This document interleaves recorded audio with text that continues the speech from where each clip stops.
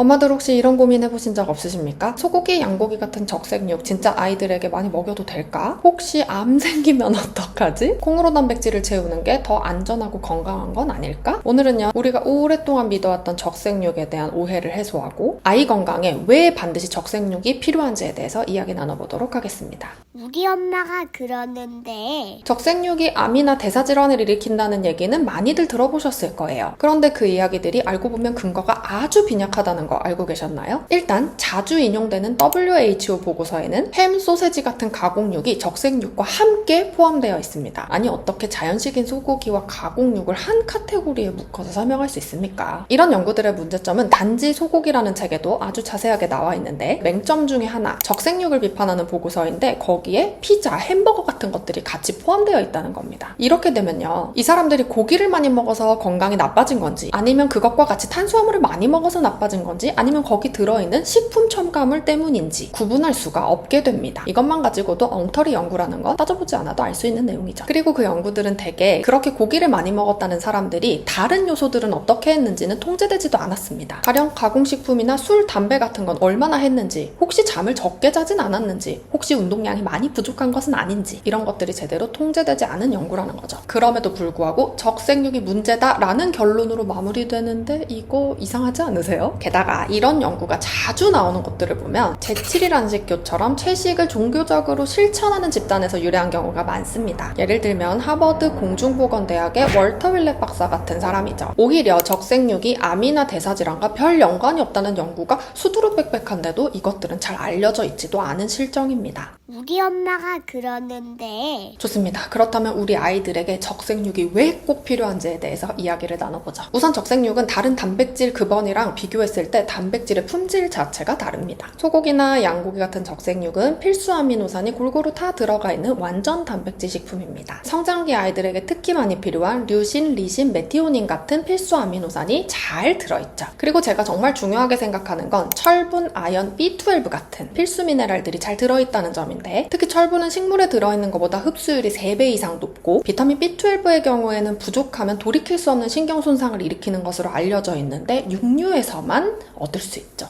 B12가 부족하면 신경 손상과 더불어 발달 지연이 올 수 있기 때문에 잘 챙겨주셔야 됩니다. 그리고 식물성 식품으로도 충분히 영양분을 채울 수 있다고들 주장하시는데 그것도 조금 의문스러운 부분들이 있습니다. 브로콜리나 시금치에도 철분이 있다고들 이야기는 하지만 흡수율이 매우 낮고 피트산 같은 항영양소들이 영양소의 흡수 자체를 방해하기 때문에 식물성 음식으로 고기를 대체해서 영양을 다 채울 수 있다는 건 조금 어려움이 있죠. 또 오메가3와 관련돼서도 이야기해보고 싶은데 식물성 오메가3는 DHA로의 전환이 매우 어렵습니다. 그런데 정작 우리 아이들의 뇌 성장과 발달에 필요한 건 DHA거든요. 그러니 동물성 식품을 잘 섭취해줘야겠죠? 우리 엄마가 그러는데 자, 그럼 과연 이 단백질을 얼마나 먹이면 될까라는 질문이 남는데, 기존 영양학에서는 체중 1kg당 0.8g을 먹이라고 제한을 하는데 사실 이거는 생존을 위한 최소량일 뿐입니다. 성장하는 아이를 위한 최적의 양은 좀 다른데요. 체중 1kg당 2g 이상을 먹어야 될 수도 있다라고 이야기를 합니다. 15kg 정도 되는 아이를 예로 들자면 하루에 단백질 30g 이상이 필요하다는 얘기가 되고, 이를 소고기로 환산하면 약 150에서 200g 정도가 됩니다. 생각보다 많은 양이 필요하죠. 물론 이 부분은 아이의 소화 능력이나 장 건강 상태에 따라서 조금 차이가 있을 수는 있습니다만 어쨌든 우리가 지금까지 알고 있었던 양에 비해서는 더 많은 양이 필요하다는 거 꼭 기억해 주셨으면 좋겠고요. 목초 사육된 고기를 고르시면 여러분들이 많이 걱정하시는 호르몬제나 항생제의 영향도 최소한으로 줄일 수 있습니다.